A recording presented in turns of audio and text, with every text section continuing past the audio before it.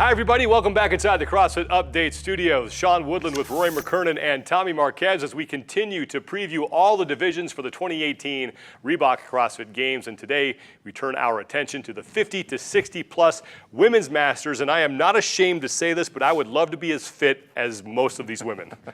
I am not as fit as most of these women, but you know, they definitely give a young person like me, something to look forward to going like a into later years. I know you Masters athletes are already there. Well, so. I'm not ashamed to say that, and you guys may be surprised by this, but I'm so soft. When I see the workouts that they put out there for these women, I'm like, oh no, somebody's gonna get killed. And then I see them come and just annihilate them and smash them. So I'll no longer say them. I will just continue to be inspired by them. But yeah, more than any other age group or any other division, the older Masters categories of women inspire the heck out of me. We are going to be with you every week right up until we get things going at the 2018 Reebok CrossFit Games, and here's what we have on tap for you this week. Yesterday we previewed the men. Today we're taking a look at the women.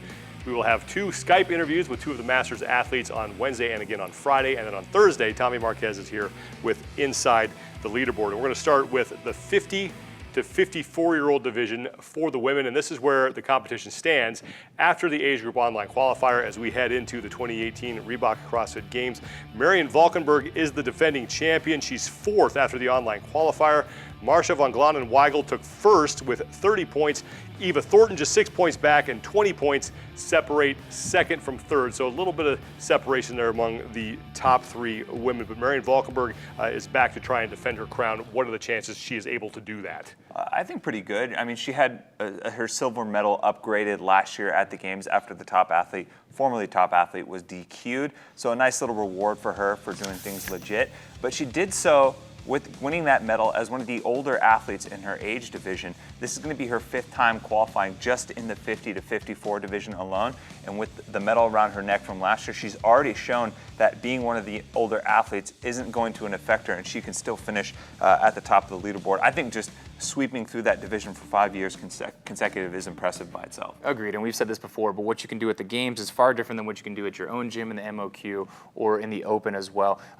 Earlier, after the online qualifier, we actually reached out to her because we were doing a show, we were talking about her, and she said that her training partner was injured this year, so things were a little bit less fun in training. It was a little bit hard to get her jive back, so I think once she gets to the games, yes, we will see again that she can pull it off. Yeah, she is the defending champion, but she is not the top seed. That honor belongs to Marcia von Weigel. What do we know about her? Well, she's a Games rookie. This is her first year qualifying for the CrossFit Games.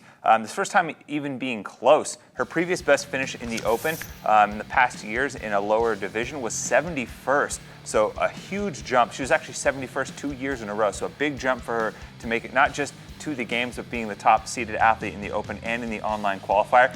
And she has the win in my heart for the best Instagram handle. She's Granny from the Block as her Instagram handle. I absolutely love it. She instantly won me Which over. you got away with murder because Sean said her name for you, which you were afraid to say, and now you get to say her Instagram handle. It's like best of both worlds. Thank you, Sean. Those 2, you're very welcome. Those 2 are very much on the radar. Who are some athletes who might not be on the radar right now, but could show up in a big way at the games? So 2nd place after the online qualifier, I've got my eye on Eva Thornton, not only because of that placement, because when you look at her competition history, she's actually got not only games competition history in 2015, but also she's been to the regionals back when Africa had its own regional prior to now.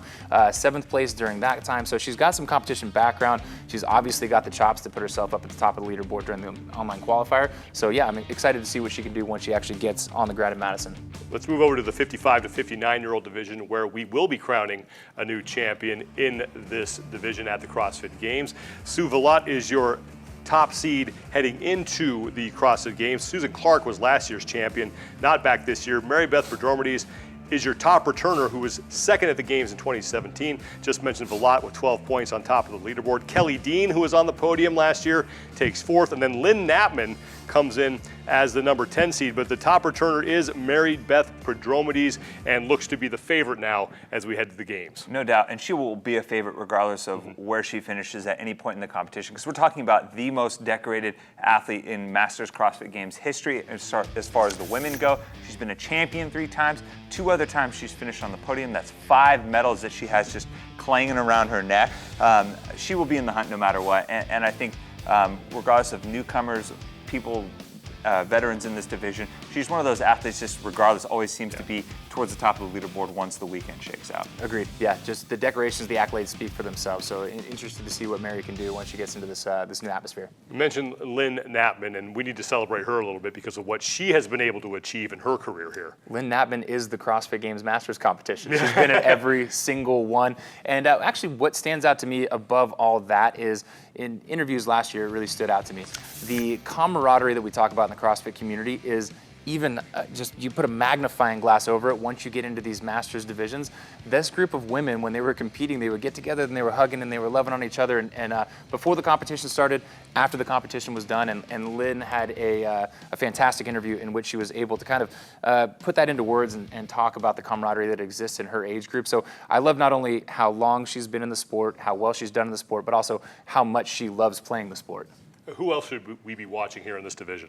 A woman by the name of Jacqueline Genet, and there's a couple of things that I look for in particular when I'm trying to find a dark horse just outside of maybe one of those podium athletes is, you're outside of the top 5, maybe hovering around that. She was 6th in the open, 8th in the online qualifier, but more importantly, her 2 best finishes came in workouts 3 and 4 in the online qualifier, which were a little bit higher skill.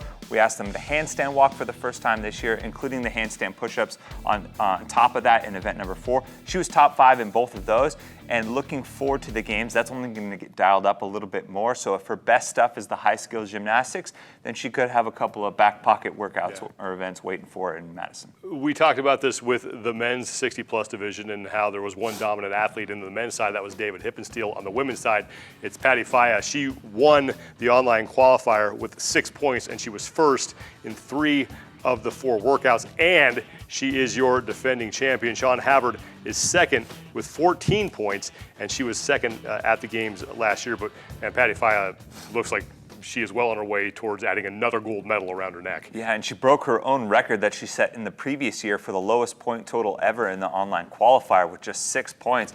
Basically perfect throughout the entire thing. And this all dates back to last year when she swept through the 60-plus division, and now it looks like she's just going to do it again. So I love seeing these Masters streaks kind of carry on from year to year and see an athlete like Patty really kind of hit her stride and start to tie multiple championship years together. She's a huge favorite. There's nothing else you can say. Like she's almost kind of like the Matt Fraser of the women's Masters category. She's just basically breaking her own records year over year. Now, what about Sean Havard, who was not that far behind her after the age group online qualifier? What kind of shot does she have to dethrone the champ? Well, anything can happen when, everybody lines up on game day once it comes to the games. But really, just from what we're seeing, it looks like she could be just another strong runner-up candidate. She was second behind Patty last year in the online qualifier and at the games as well. She got a nice silver medal for her efforts. And then again this year, another year older, another year going back to the games. She's just behind Patty in second once again, heading to Madison. So in the very least, she's going to be in the hunt for the podium, but it's going to be a tall order for her to kind of upset Patty for the top spot. What about some athletes who could surprise us here in this division? Okay, so you've got your kind of test that you go through for looking for a dark horse. I look for more something that's just sort of something that jumps out and grabs me. So I looked at Dolores Jones, and she had one MOQ score that was inside of the top 10, which isn't great, obviously. But when I went and kind of explored her profile, she has a lot of experience doing well with odd objects. She's done a lot of off-season competitions and done particularly well, and it runs in her family. She's got her husband played in the NFL. She's got a son-in-law who's currently in the NFL and a son who plays at the University of Louisville. He's a running back there. So they just got kind of a legacy of greatness, and I think that she's going to do really well. It'd be fun to watch people like that kind of come out of the woodwork and make their mark. For sure. Yeah, genetics, again, man, it's an interesting thing. You got it in your blood. You're going to be pretty fit. If you are not going to the CrossFit Games but still want to participate in some of the excitement of it, you can go to Reebok.com/pick'em. They want you to pick your top 10 individual men, your top 10 individual women, and your top 5 teams. If you get every single one of them correct, so that's 25 out of 25 in the right position of where they are going to finish, you will win $1 million. If you end up just winning the whole thing, maybe you get a couple wrong like Roe did last year when he did Cole Sager twice, you can still win a nice prize package from Rogue Fitness as well. So be sure to head to Reebok.com/pick'em. Tickets for the CrossFit Games are still available. You can go to games.crossfit.com for all the information on those. And if you need a place to stay, don't worry. We have you covered on that as well. Go to crossfithotels.com and we will help you out with your accommodations. That is going to do it for us for today. For Rory McKernan and Tommy Marquez, I'm Sean Woodland. We'll see you next week.